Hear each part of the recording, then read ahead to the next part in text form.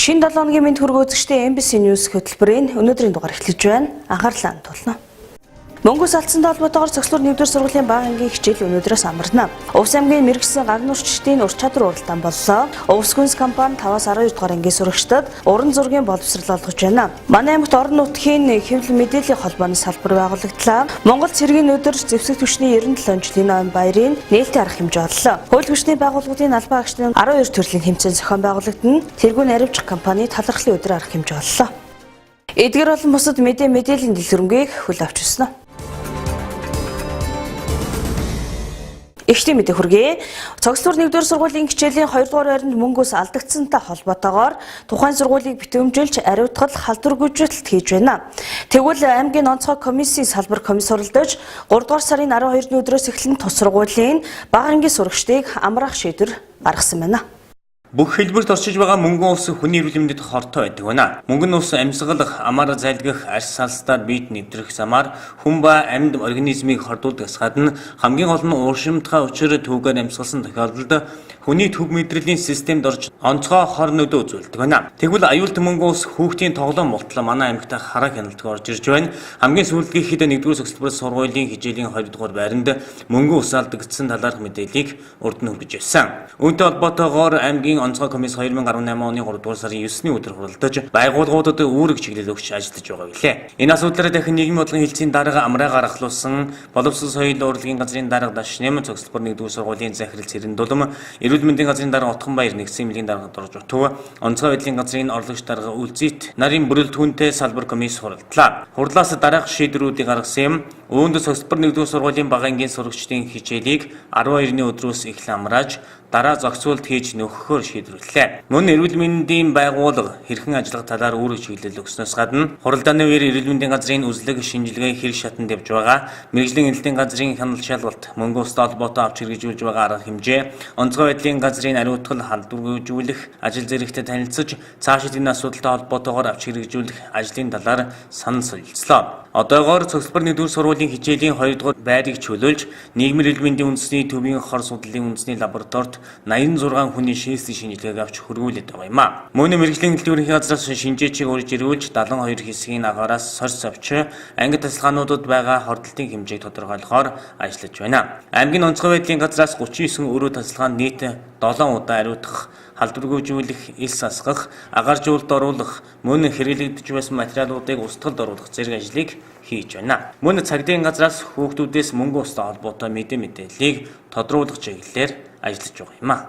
За аймгийн онцгой байдлын газраас мөн одоо энэ хичээлийн байр өрөө тасалгааг ариутгах, халдваргүйжүүлэх ийм ажлуудыг одоо хийж гүйцэтгсэн. Нийт 39 өрөө тасалгаанд ийм ажлуудыг хийлээ. Мөн цагдаагийн газраас за хүүхдүүдээс энэ мөнгө устай холбоотой мэдээллийг тодруулах чиглэлээр ийм ажлуудыг одоо хийгээд ажиллаж байна.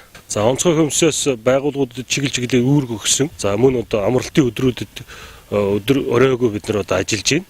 Одоогор шинжилгээ авсан хүүхдүүдийн биенээс ямар нэгэн шинж тэмдэг илрээгүй байгаа юм байна. Харин анги тасалгаануудад байгаа хордлтын хэмжээ удалгүй тодорхой болох юм байна. Иргэдийн хариуцлагагүй хүлээлээс болж манай аймагт мөнгө ус алдагдсан 3 ч тохиолдол гарлаа. Тэгвэл эрүүгийн хуулийн 24-ийн 3 дугаар зүйл химийн хорт аюулгүй бодисыг хууль бус эргэлтэнд оруулсан тохиолдолд химийн хорт аюулгүй бодисыг хууль бусаар улсын хилээр нэвтрүүлсэн, үйлдвэрлэсэн, хадгалсан, худалдсан, авсан, тээвэрлсэн, бусдад дамжуулсан, зориултын бусаар ашигласан бол 5401-ээс 27000 нэгжтэй тэнцэх хэмжээний төгрөгөөр торгох, эсвэл 1 жилээс 5 жил хүртэлх хугацаагаар зарчих эрхийг нь хязгаарлах, эсвэл 1 жилээс 5 жил хүртэлх хугацаагаар хорих ялаар шийтгдэг байна. Одоогоор энэ хэргийг цагдаагийн байгууллага шалгаж байгаа юм а. Дараагийн мэдээ. Увс аймгийн гаг нурчдын холбоо Улаангон политехник коллежтэй хамтран мэргэжсэн гаг нурчдын аймгийн аврах шалгаруулах хуралдааныг амжилттай зохион байгууллаа. Тус хуралдаанд 20 гаг нурчин өрсөлдсөн байна. Гагнуурчдын мэргэжлийг сурталчлах, гагнуурчдын хавар чадварыг нэмэгдүүлэх зорилгоор аймгийн гагнуурчдын холбоо Улаангон политехник коллежтэй хамтран мэргэжсэн гагнуурчдын аймгийн аврах шалгаруулах ур чадварын уралдааныг амжилттай зохион байгууллаа. Жилээс жилд гагнуурчдын уралдааны даатгавар нь стандарт өндөрсөж байгаагаас гадна түүнийгээ дагаад ур чадвар нь сайжирч байгааг оролцогчид болон зохион байгуулагчид хэлж байсан юм а. Энэ жилийн уралдаанд 20 гагнуурч ур чадвараараа өрсөлдлөө. Манай энэ гагнуурчдын холбооноос Улаан полиарын коллежоос механик зөвлөлийн талаас ингээд бид нэр Увс аймгийнхаа гангөрсийн урчлалын уралдааныг ингээд амжилттай явууллаа. Тэгээд цаашид бол 19 онд улсын аваргад бас мэрэгсэн гангөрстэй бэлтгэх энэ сурагч нараа бас хөгөлн нэмжүүлэх ийм чиглэлээр бидний ингээд үйл ажиллагаа явууллаа. Сайхан амжилттай болж явлаа. 20 гангөрсөөр оролцлоо. Гангөрчтой одоо бас ингээ баярлсан талгас ирхэлж байна. Одоо хамт өрсөлдөж одоо ингэ төрөллөө. Би одоо 10 жил хийж байна. Увс аймгийн гангөрчдийн ур чадварын уралдаан боллоо. Амжилттай оролцлоо. Тэгээд бүх оролцсон бүх гангөрчтой бас ажил амжилт хүсээрээ. Өгсөн даалгавар бас гайгүй байсан. Гэхдээ урд урдны жилүүдийг бодоход бас одоо электродноос эхлээд стандарт нь бол бас өндөрсөн байсан. Тэгээд өөрийнхөө бас боломжоор оролцлоо. За гангөр би 2006 оноос хойш хийсэн. 12 жил хийж байна. Улаангон боловсролын нэржийг 2013 онд төгсөн. Гангнарын мэрэгчлэр. Сурч байгаа хугацаанд гангнарын ур чадрын тэмцээнд хотод оролцож 3 дахь ажиллаж байсан. За тэгшээд одоо ингээд өөрөө хуваараа ажил хийж байгаа. Тэгээд өдөр ингээд Улаангон боловсрол коллежид гангнарын ур чадрын тэмцээнд оролцож 3 дахь ажилласандаа баяртай байна. Ур чадрын уралдаанд төрүүлсэн гангнуурчин улсын аварга шалруулах тэмцээнд оролцох бөгөөд энэ цагаас эхлэн системтэйгээр бэлтгэж улсын аваргад амжилттай оролцох зорилт тавьж байгаа юм байна.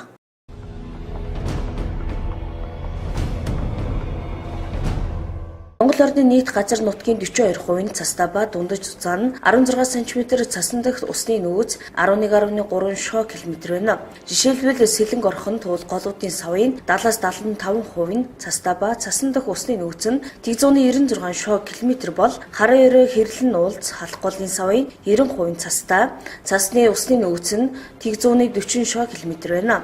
Харин Увснуур Тис голын савын 85% цастай, цасан дахь усны нөөц нь 136 шоо км байна. Ирэх өдрүүдэд нийт нутгаар цагаар харьцангуй дулаарах тул дээр дурдсан голуудын саваар шар усны үер буух нөхцөл бүрдэх учраас хаврын шар усны үерээс өрсөн сэргийлэхийг анхааруулж байна. Мөн үйлдэлд хүндэрсэн болон шүлхээ өвчин гарсан газруудын гуйжаалганд хаягдсан мал амтны сэг зэвэн цасны усаар дамжин ус бохирдуулах болон өвчин эмгэх тараах аюултай учраас холбогдох байгууллагаас зохих арга хэмжээг цагаалал бавч цэвэрлэгээ устгах хийхийг цагуур орчны шинжилгээний газраас зөвлөлөө.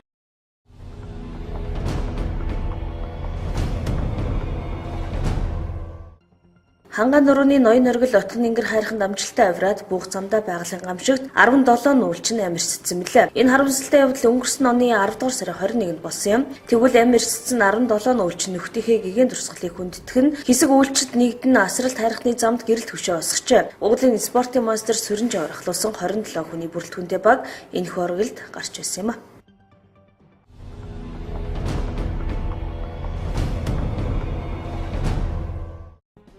Монголын улаан загалмаа нийгэмлэг олон улсын улаан загалмаа улаан хавиргас сар нийгэмлэгээс 7 аймгийн 25 сумын 2500 өрхөд тусламж үзүүлж байна. Тусламжийн хүрээнд цагаан цуцтай Баян хонгор, Дархан уул, Дорноговь, Өмнө Говь аймгийн 10 сумыг зорино 1000 өрхөд хүнсний багц малын эрдэс тижээлийн багцыг хүргэх юм байна. Энэхүү тусламж 7 аймгийн 200 хүртэлх малтай, мал аж ахуйгаас өөр орлогын их үүсвэрийн малчин өрх, 16 хүртэлх насны 3-аас дээш хүүхдээ өрх толгоос нийцгэх, 60-аас дээш насны харж хандах хөнгө өндөр настан хөгжлийн бэрхшээлтэй иргэн бүхий малчин өрх 16 хүртэлх 5-аас дээш хүүхэдтэй малчин өрхүүдэд олох юм байна. Мөн аяны хүрээнд Арханга, Төв, Увс аймгийн 15 сумын 1500 өрхөд тус бүр 240 мянган төгрөгийн тусламж үзүүлжээ.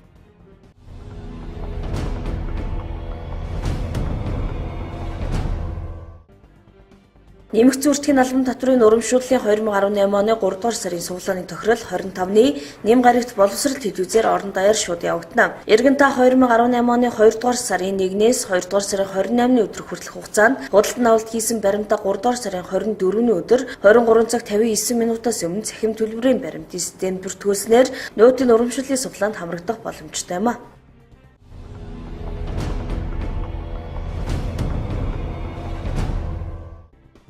Музей нээлтийн өдрүүд арга хэмжээг жил бүрийн 3 дугаар сарын 1-ний 7 хоног зохион байгуулж үзмэрийг иргэдэд үн төлбөргүйгээр үзүүлж хэвшүүлэхээр салбарын сайдын тушаал гарсан. Үүнтэй холбогдуулан энэ сарын 1-ээс 7 хүртэл уг арга хэмжээ болж өнгөрсөн юм. Энэ хугацаанд нийт 77 мянган хүн музей үзэж төгс соёлын үнэт ховор үзмрүүдэд танилцсан байна. Музей зочлогчдын олон хүн хүүх зурагчид байжээ. Улс орнууд музейгээ өөрийн орны иргэдэд үн төлбөргүй үзүүлж гадаадын иргэдэд төлбөртэй үйлчилдэг байна. Энэ музей бол ашиг олох хэрэгцэл бус иргэдтэй түүх соёлоо танилцуулж байх үүрэгтэй гэж гэж үүсгэхтэй холбоотой байна. Харин Монгол улсын хувьд музейгээр өргөжлөхөд иргэн бүр төлбөр төлөх ёстой. Мөн музей бүр тодорхой хэмжээний орлогоо төсөв тушаах үүрэг хүлээдэг. Энэ тогтолцоог өөрчлөх шаардлагатай гэдгийг зарим хүн хэлж байгаамаа.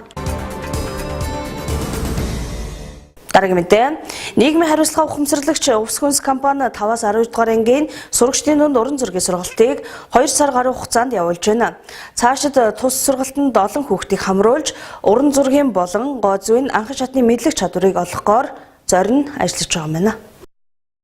Увс хүнс компани нийгмийн хариуцлагын хүрээнд 1-р сарын 20-оос эхлэн 5 дугаар ангиас 12 дугаар ангийн сурагчдын дунд уран зургийн сургалтыг явуулж байна. 2 сар гаруй хугацаанд тус сургалтанд хамрагдаж байгаа сурагчид олж авсан мэдлэг туршлагандаа тулгуурлан өөрийн гэсэн бүтээлүүдтэй болжээ. Зураг сонирхолтой хүүхэд багчуудад тус сургалтанд хамрагдсанаар уран зургийн анхан шатны мэдлэгтэй болох юм а. Цаашид суралцагчдийнхаа тоог нэмэх төлөвлөгөөтэй байгаа бөгөөд зурх авьяасаа нээрлүүлж зураач болох хүсэл сонирхолтой 5-аас 12 дугаар ангийн сурагчдыг Увс хүнс компани уран зургийн сургалтанд урьж байна.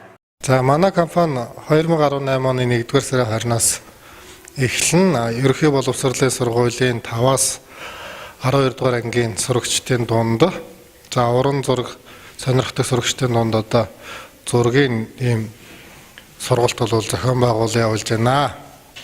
За энд болохоор нөгөө хар зураг, уран зургаар ингээд хүүхдүүд одоо яг сонирхсан чиглэлээр мэрэгжлийн багшаас одоо зөвлөгөө авч одоо яг зураг зурх ажиллагааны техник зааварчлагуудыг одоо энэ богино хугацаанд одоо эзэмшээд өнөөдрийн байдлаар эдгээр бүтээлүүдийг одоо ингээ гаргаад байна.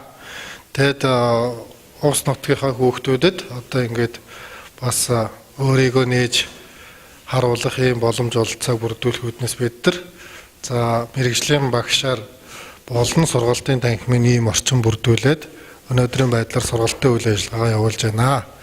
Тэгээд цаашдаа бид нар багштай хамтраад суралцагч хүүхдүүдийнхаа тоог одоо нэмэгдүүлж нэмэлт хэлстэй ингэж авахар зохион байгуулалт явж байна. Тийм учраас уран зураг сонирхдаг өөрийнхөө авьяасыг бас хөгжүүлэх юм сонирхолтой ерөнхий боловсролын 5-аас 12 дугаар ангийн сурагчид за манай компани дээр ирж за мэрэгжлийн багшаас заавар зөвлөгөө аваад сургалтанд хамрагдахыг урьж байна. Сонирхолтойсэн тэгээд илүү нэг мэрэгжлийн болох гэдэг энэ Увс хүнс компани зохион байгуулж байгаа уран зургийн энэ дугуйланд ирж суралцж байгаа. Тэгээд энд өнгө таних, орон зай мэдрэмж, уран зурагт шаардлагатай юу гэдэг бүгдийн л заа сурж байгаа. Зураг сонирхолтой хүүхэд багчуудад техник арга барил өнгө тавих чадвар зэргийг тус сургалтнаас олж авах боломжтой юм а. Дараагийн мэдээ.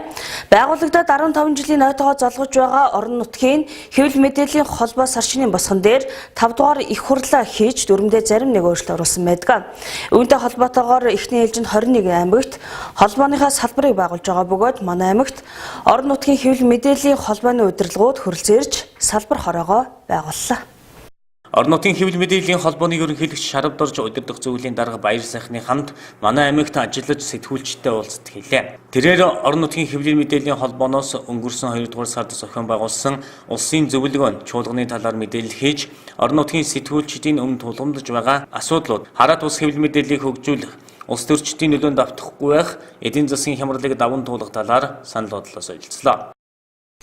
За ер нь сая сар шинийн босгондоор манай орон нутгийн хэвлэл мэдээллийн холбооны ээлж 5 дугаар их хурл оролцсон.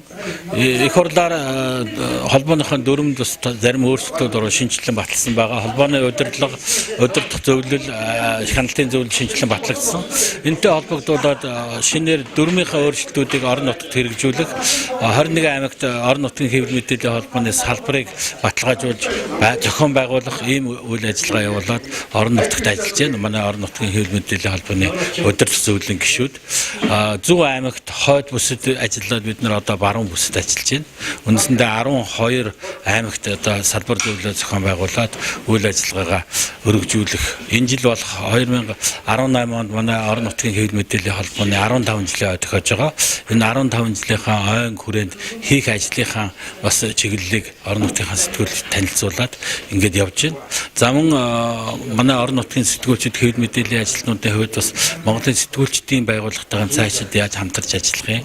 Хуучин одоо тогтмол хэвшил болсон энэ одоо үйл ажиллагааныхаа чиглэлийг яаж хадгалах юм.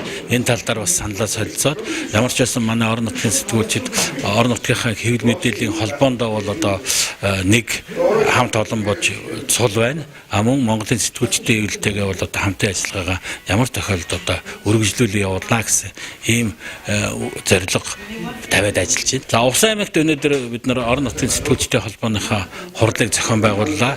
За энэ хурал зөвлөгөөнөөр бид нар бас Улаанбаатар тулсан уулзалт хурал сэтгүүлчдийн хэвлэлж хурлын тухай мэдээлэл өглөө. Тэгээд орон нутгийн хэвлэл мэдээллийн холбооны Увс аймаг салбараа амжилттай зохион байгууллаа. За мөн 15 жилийн одоо огтж хийх ажлынхаа чиглэлүүдийг ярьж өнөөдөр үйл ажиллагаагаа өндөрлж байна да. Энэхүү уулзалтын дараа орон нутгийн хэвлэл мэдээллийн холбооны шин дүрмийг танилцуулж, орон нутагт салбар зөвлөл байгуулах талаар сэтгүүлчдийн саналыг сонсож, дүрмийн дагуу сэтгүүлчид өөрсдийн шийдвэрээр орон нутгийн хэвлэл мэдээллийн холбооны салбар зөвлөл байгуулж, сэтгүүлч инхмаг орон нутгийн хэвлэл мэдээллийн холбооны Увс аймаг дэх салбар зөвлөлийн дараагаар сонголоо. Орон нутгийн хэвлэл мэдээллийн холбооны салбар зөвлөл Увс аймагт өнөөдөр хурлаа хийж байгуулагдаж, за хамт олонныхоо одоо саналаар энэ Увс аймгийн салбарыг одоо хариуцаж ажиллахаар томилогдож өнөөдөр ажиллаа хүлээж авлаа. За цаашдаа Увс аймгийн хэвлэл мэдээллийн салбар хэрхэн ажиллах юм бэ? Юун дээр дуу нэгтээ дугарч, юуг одоо олон түмэндээ хүргэх юм бэ гэдэг дээр төлөвлөж хийх ажлууд бол бид бүхэнд байна. Тэргүүлэгчдэрээ зөвлөлдөөд ажлынхаа төлөвлөгөө гаргаад одоо Увс аймгийн хэвлэл мэдээллийн холбоо цаашдаа үйл ажиллагаагаа ингээд тогтмолжуулаад ажилланаа. Өнөөдрийн хүний хамгийн суур эрх бол мэдэх эрх байдаг. Хүн өмсөх, идэх эрхийн тэр энэ зэрэгцгүүд эрх нь бол мэдэх эрх. Тэгвэл Увс аймгийн одоо хэвлэл мэдээллийн ажилтнууд бид иргэдийнхээ мэдэх эрхийг хангахын тулд одоо ийм нэгдсэн зөвлөл байгуулж дээшээгээ холбоотой, дэрэгдээ одоо хүмүүстэйгээ холбоотой ингэж олон нийтэд мэдээлэл түгээх нэ гэж ойлгож байна. Бүгдээрээ сайхан хамтарч ажиллая гэж хэлэх байна. Одоогоор орон нутгийн хэвлэл мэдээллийн холбооны салбар зөвлөлийг нийт 12 аймагт байгуулдаг юм байна. Ингэснээр манай аймгийн сэтгүүлчид нэгэн дээвэр дор нэгдэж хараат бус сэтгэл зүй хөгжүүлэх, өөрсдөд нь тулгамдж байгаа асуудлаар дуу хоолойгоо хүргэх боломжтой болж байна. Дараагийн мэдээ. Монгол цэргийн өдөр зэвсэг түвшний 97 жилийн дан хүрээнд аймгийн засаг даргын хамгийн газрын цэргийн штабаас 2 дахь жилдээ хууль хүчний байгууллагуудын дунд цогцлбор тэмцээнийг зохион байгуулж байна. Цогцлбор тэмцээний нээлттэй арга хэмжээ Юмжаагийн Цэдэн малын талбайд боллоо.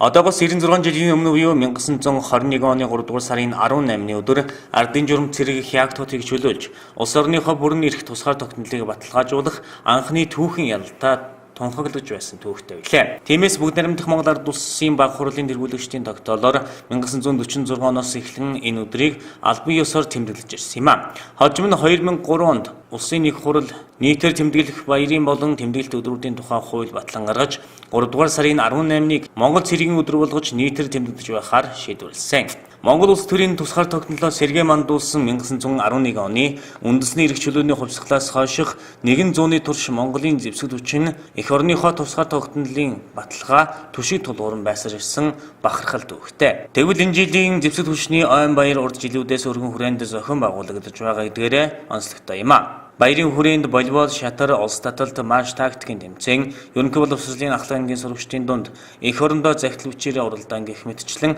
12 төрлийн тэмцээн уралдааныг зохион байгуулж байгаа юм а. Мөн манай аймагт дайнд оролцсон 3 ахмад айчин байдаг бөгөөд Увс аймгийн цэргийн штабаас ахмад айчидтай хүндэтгэл үзүүлж хүлээн авах арга хэмжээг мөн зохион байгуулах юм байна. Энэ жилийн хувьд бол дэвсгчний баяр маань өргөмж зохион байгуулж байгаа. Цогцлбор тэмцээнүүд хийж байгаа. Модлын жил бол анх эхэлж цогцлбор тэмцээн зохион байгуулж байсан бол энэ жил мөн зохион байгуулж өргөтгөөд одоо 11 төрлийн цэгцүүд 12 төрлийн тэмцээн болж өргөж орж байгаа. За мөн онцлог нь бол үндэсний ойлгол хангалттай хөрөх байгууллагаас гарсан ахмадууд аймаг бас тэмцээнд оролцож байгаа баг болж. За мөн ахмадууд бас тэмцээн бас зохион байгуулж байгаа гэдгээр бас онцлог байгаа. Энэ жилийн одоо тэмцээн оролтын онцлог бол ийм байна. За дээр нь бид одоо баярын арга хэмжээний хүрээнд бол ерөнхий улс төрлийн ахлах ангийн сурагчдын дунд бол эх орондоо захидлагчаар уралдаан бол зарлж явуулсан байгаа. Одоо бидэнд бол 20 гаруй захидал ирсэн байна. Одоо 16-нд бид нар дүнгийн гаргаад сахидлыг гардуулж өгнө. За мөн дээр бид нар одоо дайнд оролцсон ахмад дайчид 3 хүн байгаа. төр хүмүүс бас зэрэг стандарт зүгээс одоо гүнтгэл үзүүл гарын бэр гардуулах ажиллагааг бас зохион байгуулах байгаа. Одоо цогцлог тэмцээн, мастер тэмцээн маш шилжиж явах цомтойгоор явагддаг байгаа. Одоо энэ тэмцээнүүд үндсэндээ бол өргөн хүрээтэй болоод одоо хөдөө нутгаас одоо зүүн говийн одоо 328-аас салбар маань ирлээ. Баруун түрүүндээ хилийн Тэг 3 61-р ангийн бүрэлдэхүүн маань ирлээ. Одоо нийтдээ одоо 16-7 байгууллага өрсөлдөхөр болж байна. Маш өргөн хүрээтэй болдог бар хуулийн байгууллагын дунд бол одоо спортын одоо бага наадам үзэлтэй болохоор одоо тийм хэмжээнд зохион байгуулж явуулж байна. Цогцлбор тэмцээнүүд гар бөмбөгийн тэмцээнээр эхэлж байна. Цогцлбор тэмцээн маш тактикийн тэмцээнээр өндөрлөн энэ удаагийн тэмцээнд 16 байгууллагын баг тамирчид өрсөлдөнө. Дараагийн мэдээ 2017 оны Улаангомын сүмийн авраг үйлчилгээний байгууллагаар тодорсон тэргүүн арвижих компани нийт харилцагч байгууллага хэрэглэгчид түнш байгууллагуудынхаа төлөөлөлтөд амжилттай өргөн дэлгэр тэмдэглэн өнгөрүүллээ. Эрүүл чанартай хүнсээрээ орон нутагтаа төдийгүй баруун бүстэй мандаа тэргүүний үйлдэл болох зорилготой тэргүүн арвижих компани жилийн бүр бүтээгдэхүүн үйлчилгээнийхээ чанар хүртээмжийг сайжруулахаас гадна нэр төрлийг нь олшруулж үүнийгээ дагаад ажлын байраа нэмэгдүүлэн ажиллаж байна. Энэ амжилтыг нь Улаангомын сүм өндрөөр үнэлж 2017 оны авраг үйлчилгээний байгууллагаар шалгаруулсан байдаг. Тэгвэл тухайн компанийн энэхүү амжилт олон зүйлээс хамааралтай юм а. Тухайлбал хэрэглэгчид хамтран ажилладаг байгууллагуудын дэмжлэгтэйгээр энэхүү амжилтанд хүрснийг компани захирал мэдгмаа онцлон тэмдэглэсэн юм а. Тэргүүн арвижих компанийн талархлын хүндэтгэлийн үйл ажиллагаанд ажилчдын ах дүү төрөл төрөсөд аав ээж хамтран ажилладаг байгууллагын төлөөлөл, түнш байгууллагын төлөөллүүд хүрэлцэн ирж оролцлоо. За бидний амжилт бол яг зөвхөн бидний амжилт биш. Бидний ажлын хүндэл нь биднэртэй хамтарч ажилладаг харилцагч байгууллагын маань хүчинд бидний ажил өдрөөс өдөрт хил хязгаараа тэлж өргөжж ажлынхаа тоогоо нэмж явж байгаа нь харилцагч хамтран ажиллаж байгаа байгууллагын маань бас хүч хөдөлмөр сэтгэл зүрх шингэсэн энэ хамтын амжилт гэж бид дүгнээд хамтын амжилтын үүднээс энэ нэгэн оройг бас амжилттай харилцагч байгууллагууд болон хамаатан садны ах トゥ өнөр урьж оролцуулж байгаамаа. За Улаангомын сүм маань 2017 онд хийсэн ажлынхаа үр дүнгээр нийтдээ 23 аж ахуйн нэгж байгууллага хамт олон хувь хүмүүсийг шагнасан юм а. Энэний дотор тэргүүн арвижих компани маань аж ахуйн нэгж байгууллага шалгасан. Энэ бас бид нар одоо харах нь бас зөв аж ахуйн нэгжийг шалгасан гэдэг нь харагдаж байна. Ер нь ирж байгаа хүмүүс хамтран ажиллаж байгаа энэ компани бүтээгдэхүүнийг авч хэрэглэдэг харилцдаг байгууллагууд нь ирсэн байна. Ингээд энэ хүмүүсийн байдлаас харахад ерөнхийдөө энэ байгууллага бид нараас зөв нүдэ олсон шагнад очсон болов гэж бодож байна. Тэргүүн арвижих компани хамгийн дотны түнш байгууллага бол сургууль цэцэрлэгүүд байдаг. Бөгөөд талархлын арга хэмжээний үеэр олон жил хамтран ажилласан Цогцлбор 2 дугаар сургууль 2 дугаар цэцэрлэгийн удирдлагуудад хүндэт өргөмжлөл хадгалууллаа. Мөн олон жил хамтран ажиллаж байгаа хүнсний бөөний төвүүд болон хүнсний дэлгүүрүүдийн эздэд хүндэт өргөмжлөл хадгалууллаа. Манай 2 дугаар цогцлог сургуультай бол байнгын одоо түншийн холбоотой ажиллаж байгаа. Ялангуяа одоо үдийн цай нийлүүлдэг. Дээр нь бас дотор байрны сурагчдын бас хоол ундыг нийлүүлдэг компани байгаа. Үнэхээр бас энэ улсын ард түмний үр хөвгтийн төлөө ард түмний одоо үр хөвгтийн одоо эрүүл хоол хүнсээр хангах үүргээ бол маш хариуцлагатай биелүүлж яваа ийм компани байгаамаа. Би 2011 оноос хойш тэргүүн бэкер компани бараа бүтээгдэхүүнээр үйлчлэгээ авч өнөөдрийг хүртэл үйлчлүүлж одоо баяртай байдаг. Тэгээ бараа бүтээгдэхүүний чанар өдөр бүхэн шин өглөө бүр эртнэр бараа бүтээгдэхүүнээрээ бид нарыг хангадаг. Одоо хэрэглэгчдийн таашаал нийцсэн өргөл сонголтоо бараа бүтээгдэхүүнээр үйлчлэгээ явуулж байгаа бид бүхэн баяртай байдаг. Тэгээ мэдгмаа их хөдөлмөрч дайчин одоо байнга одоо бидний санал бодлыг хүлээж авч ажил дээрээ хэрэгжүүлдэг тэр зан чанарын бидэнд бас их таалагддаг. Тэгээ хамтарч ажиллаж байхдаа бид бүхэн их таатай байдаг. Тэргүүн арвижих компани хамт олонд амжилтаа баттгаж улсын ард түмний хүнсээр хангах нөр их ажилд нь амжилт хүсье.